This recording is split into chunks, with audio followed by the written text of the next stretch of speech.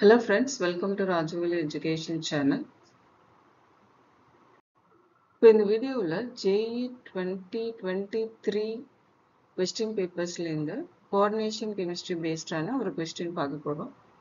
Question என்னன்னா, hybridization and magnetic behavior of cobalt ion in CONH3 6 times 3 plus complex respectively is. The options are given. First, இந்த காம்ப்ளெக்ஸோட central metal ion கோபால்ட்டோட oxidation state என்னன்னு பார்ப்போம்.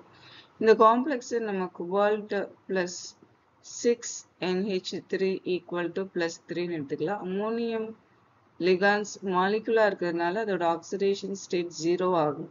So அப்போ cobalt equal to plus 3. அப்போ கோபால்ட்டோட oxidation state plus 3. இப்போ இந்த காம்ப்ளெக்ஸோட naming பார்க்கலாம். எக்ஸமின் கோபால்ட் 3. So next இந்த கோபால்ட்டோட ஆக்சிடேஷன் ஸ்டேட் பார்க்கணும். கோபால்ட்டோட அட்டாமிக் நம்பர் 27. ஸோ அதனோட electronic configuration organ 4s2 3d7. So electrons இந்த வேலன்ஸ் ஆர்பிட்டால்ஸில் இந்த மாதிரி ஃபில் ஆயிருக்கும்.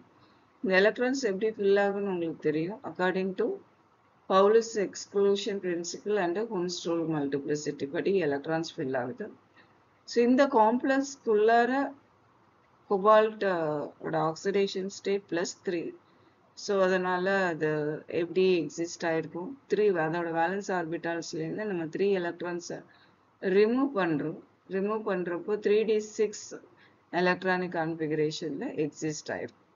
ஸோ இப்போ இந்த காம்ப்ளெக்ஸில் என்ன லிகான்ஸ் இருக்குது? Amine ligands are strong ligands. அப்போது இந்த அன்பேர்ட் எலக்ட்ரான்ஸ் என்ன ஆகும்னா இந்த ஆர்பிட்டால்ஸில் பேர் ஆகும். ஸோ அதுதான் அந்த strong field ligands characteristic. So for pairing takes place in this CO3+.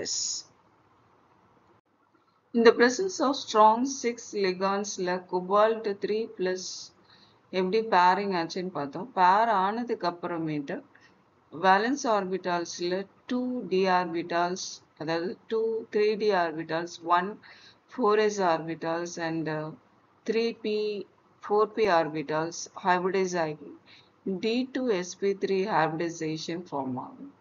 So hybridise ஆனதுக்கு அப்புறமேட்டு இந்த 6 அமோனியம் லிகான்ஸ் என்ன பண்ணுன்னா பேர் ஆஃப் எலக்ட்ரான்ஸை அதுக்கு டொனேட் பண்ணும். கோபால்ட் 3+க்கு டொனேட் பண்ணி 6 coordinate cobalt ammonium bond form ஆகும் இந்த மாதிரி.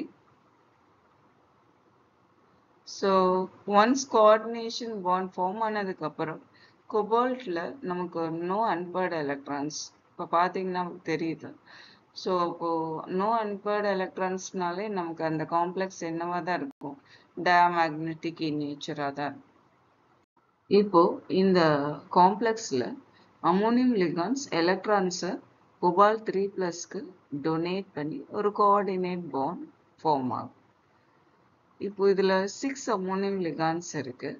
இந்த 6 அமோனியம் லிகான்ஸும் 6 லோன் பேர் ஆஃப் எலக்ட்ரான்ஸை கோபால்ட் 3+க்கு டொனேட் பண்ணி கோபால்ட் 3+ எம்டி ஆர்பிட்டால்ஸ் இருக்கு இல்லையா.